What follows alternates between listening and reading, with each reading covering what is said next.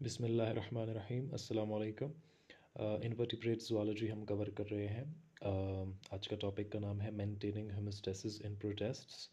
Introduction to invertebrate zoology first lecture था, ये second है। उसमें भी हमने प्रोटेस्ट्स का ज़िक्र किया था। यहाँ भी हम जो है प्रोटेस्ट्स को थोड़ा डिटेल में पढ़ेंगे और जानेंगे कि ये होमोस्टेसिस कैसे करते हैं। एवरी ऑर्गेनिज्म जो रहता है अर्थ के ऊपर, उसको कुछ इन्वायरमेंटल स्टिमुलस यानी कंडीशंस का, चेंजेस का सामना करना पड़ता है। टेम्परेचर में फ्लक्चुएशंस आती रहती हैं। इन्वायरमेंट एक जैसा नहीं रहता, इन्वायरमेंट चेंज होता रहता है। तो उसके हिसाब से ऑर्गेनिजम्स को भी अपने आप को मेंटेन रखना पड़ेगा। मतलब अपनी कंडीशन जो है वो चेंज करनी पड़ेगी, ख़ुद को स्टेबल रखना पड़ेगा। मिसाल के तौर पे अगेन मेमल्स में जो एक बहुत बड़ी अडॉप्टेशन है, स्वेट ग्लैंड्स जो हमारे स्किन में है, कि जब टेम्परेचर बढ़ता है तो हमारे जो एक्स्ट्रा या excess of water and salts हैं, ये हमारे स्वेट ग्लैंड्स की मदद से हमारे बॉडी से निकलते हैं। तो हम इस थ्रू जो है अपना टेम्परेचर जो है हम अपना मेंटेन करते हैं। मेमल्स की मैं बात कर रहा हूँ। तो होमोस्टेसिस आई होप कि आपको समझ आ गई होगी। प्लस होमोस्टेसिस जो है ये मैट्रिक और एफईसी के लेवल पर भी काफ़ी डिटेल में डिस्कस किया जा चुका है। So just straight we are moving towards our topic. Protists को हम देखेंगे अभी। सबसे पहले प्रोटेस्ट्स की थोड़ी सी स्ट्रक्चरल एनालिसिस की गई है कि जितनी भी ऑर्गेनिलीज़ हैं प्रोटेस्ट के अंदर, वो बिल्कुल सिमिलर फंक्शनैलिटी परफॉर्म करते हैं यूकैरियोटिक सेल्स के अंदर। यानी जितनी भी ऑर्गेनिली एक यूकैरियोटिक सेल में, एक मॉडर्न सेल में, जिसमें 13-14 किस्म के ऑर्गेनिलीज़ हैं, हर ऑर्गेनिली का अपना अपना काम है, बिल्कुल इसी तरीके से ये जो यूनिसेलुलर लाइफ है, जो प्रोटेस्ट है, इसके अंदर भी जो ऑर्गेनिली होंगे वो अपने अपने काम ही करेंगे। आगे फिगर भी आ रही है। Some protozoan organelles however reflect specialisation for unicellular lifestyles. लेकिन कुछ ऐसे ऑर्गेनिली हैं प्रोटेस्ट्स के अंदर जो कि शो करते हैं कि ये तो बिल्कुल अडॉप्ट हुए हैं यूनिसेलुलर लाइफस्टाइल के लिए। मतलब वो ऑर्गेनिली उस सेल को चलाने के लिए स्पेशलाइज हुए हैं। हमारे मतलब थोड़े से चेंजेस उनमें होंगे। जैसे यूकैरियोटिक सेल्स ने ख़ुद को मॉडिफाई किया है कि वो आपस में जुड़ सकते हैं, वो टिश्यूज़ बना सकते हैं, वो ऑर्गन्स बना सकते हैं, एक कोऑर्डिनेशन है उनके अंदर। इन द सेम वे ये सेल्स जो हैं ये यूनिसेलुलर लाइफस्टाइल्स के लिए अडॉप्टेड हैं। A regular arrangement of microtubules called pellicle underlies the plasma membrane of many protozoa. इसमें एक और चीज़ है प्रोटोजोआ में कि इनमें पेलिकल है, यानी प्लाज्मा मेम्ब्रेन के बिल्कुल नीचे सबसे आउटर मोस्ट रीजन तो of course plasma membrane, cell membrane ही है। सेल मेम्ब्रेन के बिल्कुल बीनीथ, उसके अंडर जो है क्या चीज़ है, पेलिकल है। माइक्रोट्यूब्यूल्स की अरेंजमेंट है जिसको हम पेलिकल कहते हैं, made up of elastic fibrous proteins से ये बना होता है। और ये जो मूवमेंट होती है प्रोटेस्ट्स की, अगर आप पानी में माइक्रोस्कोपिकली देखें तो इनकी मूवमेंट काफ़ी मतलब एक जेली लाइक स्ट्रक्चर इनका होता है। और इनकी मूवमेंट जो है एक पानी में जो तैरना है उसमें हेल्प देता है ये पेलिकल, और ओवरऑल स्ट्रक्चरल सपोर्ट भी देता है सेल को। पेलिकल क्या चीज़ है, rigid enough to maintain the shape of protozoan but it's also flexible. सख्त भी है, शेप भी मेंटेन करता है, लेकिन ये फ्लेक्सिबल भी है। ठीक है, ये बुक की डायग्राम है। इसको हम बार बार चेक करेंगे जब भी हम किसी चीज़ के बारे में बात करेंगे। अभी हमने पेलिकल की बात की, so well let me sorry let me show you this thing. ये है पेलिकल, ठीक है ना। ये ओवरऑल ये जो अंदर की लाइनिंग है, एक बाहर तो सेल मेम्ब्रेन है, सेल मेम्ब्रेन से बिल्कुल अंदर की जो लाइनिंग है ये यहाँ पे शो भी किया गया है diagrammatically. This is basically pellicle, जिसकी अभी हमने फंक्शनैलिटी डिस्कस कर ली है। इसके बाद बात की गई है किताब में, मिलर हार्ले में, साइटोप्लाज्म ऑफ प्रोटोजोन के बारे में, कि प्रोटोजोन का साइटोप्लाज्म कैसा है। तो साइटोप्लाज्म ऑफ प्रोटोजोन जो है बेसिकली दो रीजन्स हैं उसके। जस्ट बीनीथ पेलिकल जो है, यानी पेलिकल के बिल्कुल नीचे, अगेन ये है पेलिकल, ठीक है। पेलिकल के बिल्कुल नीचे, पेलिकल के बिल्कुल जो है उसके करीब करीब जो रीजन है, इसको एक्टो कहते हैं, प्लाज्म कहते हैं, ठीक है। इसको एक्टोप्लाज्म कहा जाता है। ये पेलिकल है, पेलिकल के बिल्कुल ये जो नीच में है ये एक्टो, एक्टो का मतलब बाहर की तरफ, साइटोप्लाज्म है लेकिन टुवर्ड्स आउटर सरफेस है, तो इसको हम एक्टोप्लाज्म कहते हैं। तो ये स्ट्रक्चरली हमें थोड़ी समझाने की कोशिश कर रहे हैं कि स्ट्रक्चर इसका कैसा है। फिर अगर हम इनर साइटोप्लाज्म की बात करें तो उसको एंडोप्लाज्म कहते हैं, जो कि ज़्यादा ग्रैनुलर होता है एंड मोर फ्लूइड, मतलब उसमें छोटे छोटे ग्रैनुलर स्ट्रक्चर्स इन राइबोसोम्स या लाइसोसोम्स वगैरह भी ज़्यादा होंगे और वहाँ फ्लूइड भी ज़्यादा होगा, ठीक है। The conversion of cytoplasm between this two states is important. अच्छा, इस किस्म की नेचर जो है ना साइटोप्लाज्म की, ये बहुत इंपॉर्टेंट है किस चीज़ के लिए? प्रोटोजोन लोकोमोशन एंड, यानी प्रोटोजोन की जो लोकोमोशन है, प्रोटोजोन जिस तरीके से मूवमेंट करता है वो हम आगे डिस्कस करेंगे, ये लगेगा है ना later, discuss later in chapter. इसकी जो मूवमेंट है आगे डिटेल में हम देखेंगे, लेकिन ये जो नेचर है कि ये जो पेलिकल के बिल्कुल बीनीत, बिल्कुल नीचे, इसको हम साइटोप्लाज्म या एक्टोप्लाज्म कहते हैं, जहाँ पे फ्लूइड की जो है वो कम है, फ्लूइड कम है वहाँ पे, ग्रेनुलर मटेरियल वहाँ पे कम है, लेकिन एक एंडो जो है प्लाज्म है जिसमें फ्लूइड भी ज़्यादा है और इसके अलावा हर चीज़ सारे ऑर्गेनिली और ग्रेन्यूल्स की जो है वो भी ज़्यादा है। ग्रेनुलर मींस छोटे छोटे जो राइबोसोम्स वगैरह या जो सब सेलुलर पार्टिकल्स होते हैं, आयंस वगैरह, वो ज़्यादा होते हैं। इसके बाद किताब में बात की गई है वाटर होमोस्टैसिस की। ये मैंने खुद हेडिंग्स दी हैं for your easiness.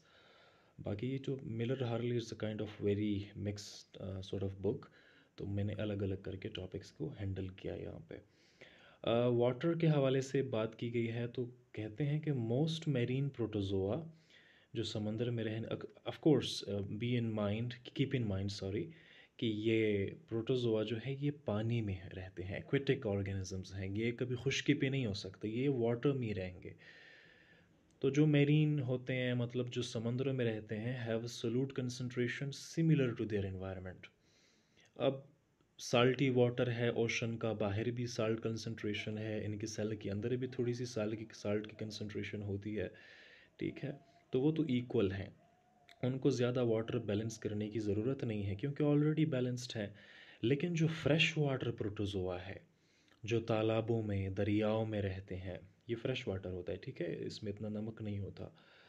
How ever must regulate the water and solute concentration for their cytoplasm. इनको फिर ज़रूरत है कंट्रोल करने की। क्यों? क्योंकि water enters fresh water protozoa by osmosis.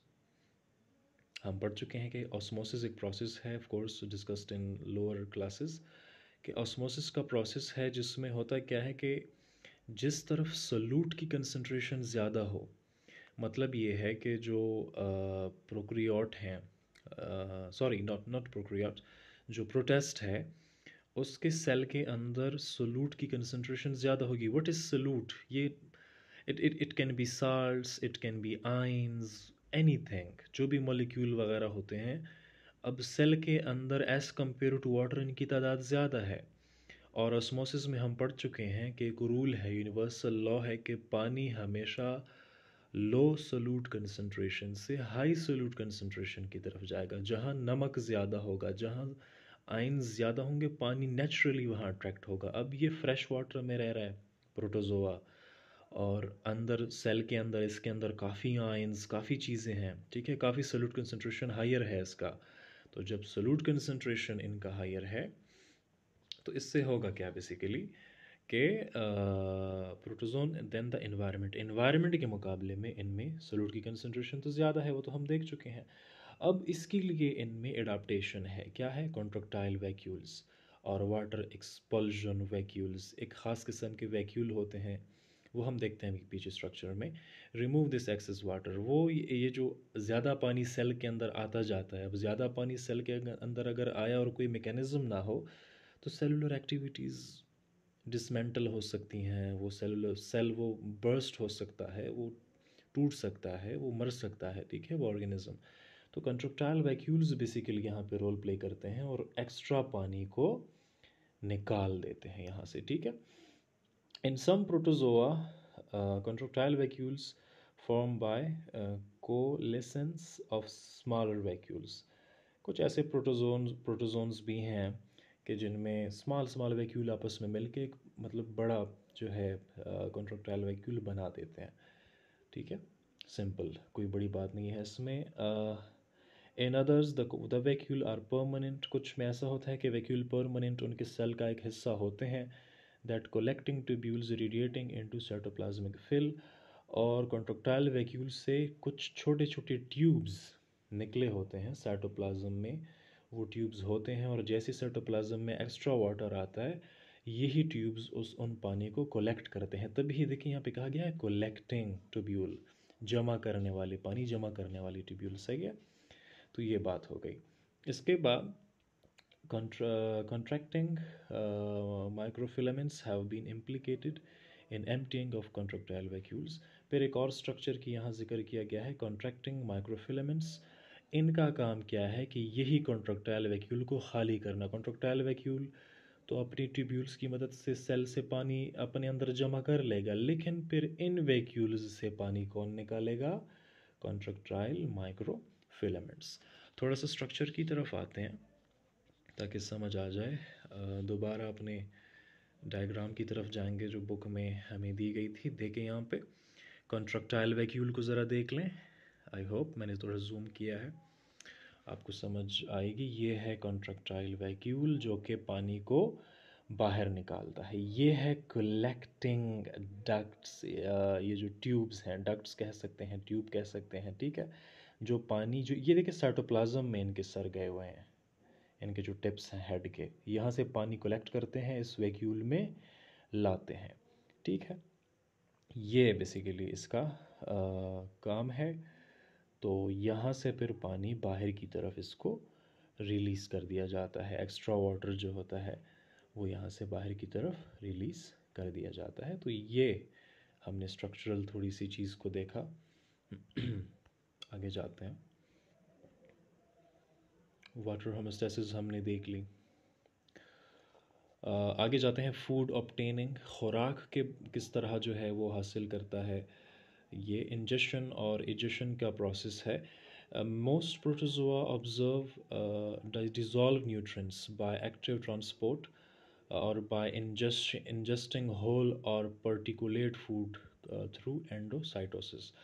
वही बात है कि डिज़ोल्व्ड न्यूट्रिएंट्स होते हैं पानी में, जो चीज़ें डिज़ोल्व हो जाती हैं उनको पार्टिकल की शक्ल में, एक ज़र्रे की शक्ल में प्रॉपर जो है सॉरी उनको प्रॉपर जो है ज़र्रे की शक्ल में, पार्टिकल की शक्ल में अंदर करते हैं endocytosis. Endocytosis a very famous phenomena कि जिसमें सेल अपने करीब कोई बड़ा पार्टिकल अंदर ले लेता है, अंदर अपने अंदर इनगल्फ कर लेता है, ठीक है, खा जाता है एक तरीके से, अपने सेल मेम्ब्रेन के ज़रिए उसको अंदर करता है। डिफरेंट ये सेल मोलिकुलर बायोलॉजी में देखेंगे कि किस तरीके से सेल मेम्ब्रेन के थ्रू जो है ये बड़े बड़े फूड पार्टिकल्स अंदर आते हैं। Some protozoa ingest food in a specialised region analogous to a mouth.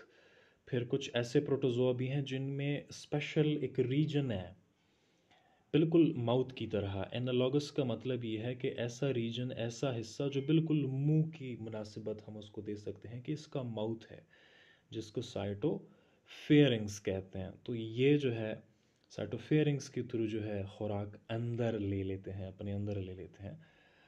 Let's check diagram again.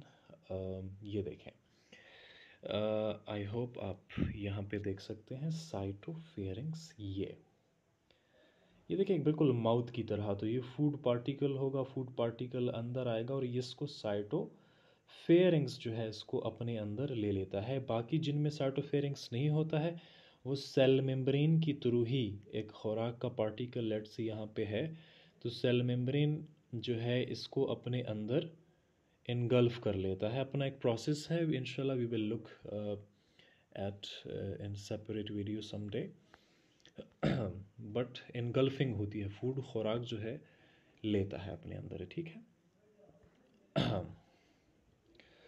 Digestion and transport of food occur in a vacuoles that form during endocytosis.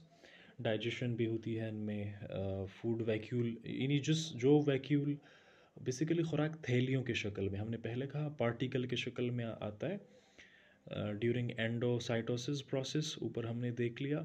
अब enzyme और acidity जो है जो lysosomes हैं अंदर जो enzymes हैं वो डाइजेशन करेंगे। मीडिएट का मतलब हेल्प करना डाइजेस्ट करने में। फूड मॉलिक्यूल जो है वो फ्यूज़ होंगे एंजाइम के साथ और कंटेनिंग लाइसोसोम्स, ठीक है।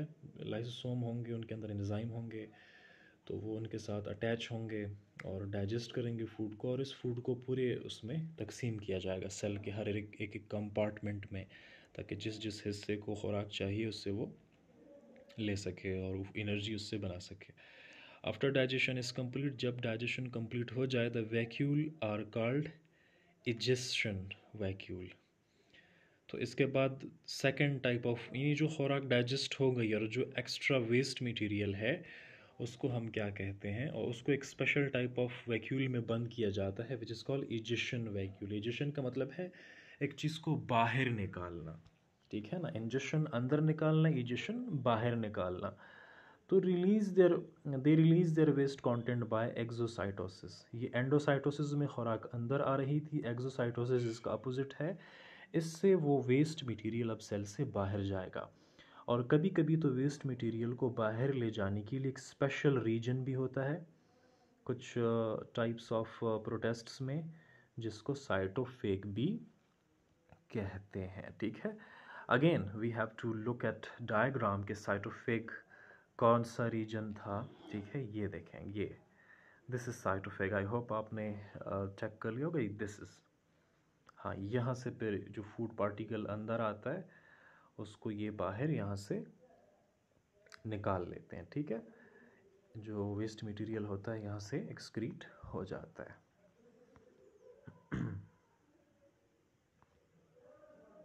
इसके बाद लास्ट जो स्लाइड है वो है gases exchange and excretion of waste material and protests.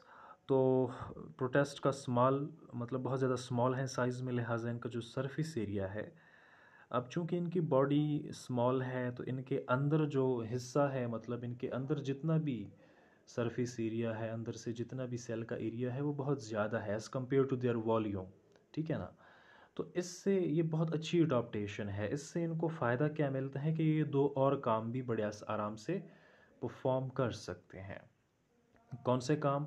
एक है गैसेस एक्सचेंज और दूसरा है एक्सक्रीशन। अब गैसेस एक्सचेंज में ये ऑक्सीजन लेते हैं, ज़रूरी है सेलुलर रिस्पायरेशन के लिए, ताकि जो खुराक ली है उसको थोड़ा जा सके। और फिर कार्बन डाइऑक्साइड भी बनता है एज अ बाई प्रोडक्ट, फिर उसको रिलीज़ भी करना होता है बॉडी से, ठीक है। इसके बाद जो एक्सक्रीशन है, इसमें जो नाइट्रोजीनियस बाई प्रोडक्ट बनते हैं, यानी जब प्रोटीन की डाइजेशन होती है, जो भी खुराक इसने खाई अगर उसमें प्रोटीन है, जब उसको तोड़ा जाएगा एंजाइम्स की मदद से, तो नाइट्रोजन जो है, इसको नाइट्रोजीनियस वेस्ट क्यों बोलते हैं बाय द वे, इसलिए भी बोलते हैं क्योंकि इस वेस्ट के अंदर नाइट्रोजन होता है मेन कम, और भी होते हैं चीज़ें लेकिन नाइट्रोजन को भी बॉडी से निकालना होता है इन्होंने, तो इसीलिए इसको नाइट्रोजीनियस बाय प्रोडक्ट्स या नाइट्रोजीनियस वेस्ट भी हम बार बार बया में देखेंगे, बुक्स में आता है, ठीक है। The primary by product in protozoa is ammonia. Ammonia जो है इसका वेस्ट मटेरियल होता है या बाय प्रोडक्ट होता है जितनी भी सेलुलर रिस्पायरेशन होती है। Both gases exchange and excretion occur through diffusion या बाय डिफ्यूजन, ठीक है ना, across the plasma membrane. Plasma membrane जो है सारे कामों को देख रहा होता है, अगर कोई चीज़ बाहर निकालनी है या ऑक्सीजन गैस को अंदर लाना है तो यहाँ भी प्लाज्मा मेम्ब्रेन ही रोल प्ले करता है। और डिफ्यूजन हम देख चुके हैं कि from higher concentration to lower concentration, अब पानी में ऑक्सीजन ज़्यादा है, इसके सेल के अंदर ऑक्सीजन कम है, तो हायर कंसनट्रेशन से ऑक्सीजन लोअर कंसनट्रेशन में आ गया। और सेल मेम्ब्रेन की नेचर जब हम पढ़ेंगे तो हम उसमें देखेंगे कि इसमें स्मॉल पोर्स होते हैं, ऑक्सीजन आ सकती है इसके बॉडी के अंदर, और जो वेस्ट मटेरियल है वो साइटोफेग जो हम पिछले हमने स्ट्रक्चर में देखा, या जो है सेल मेम्ब्रेन के थ्रू भी ये चीज़ें निकल सकती हैं इसकी बॉडी से। तो ये ओवरऑल इसका जो है मेंटेनेंस या मेंटेनिंग होमोस्टेसिस जो इंटरनल कंडीशन है इसकी, उसके बारे में जो मिलर हार्ले की किताब है वहाँ पे जितनी डिस्क्रिप्शन थी वो हमने डिटेल में देख ली। Thank you so much.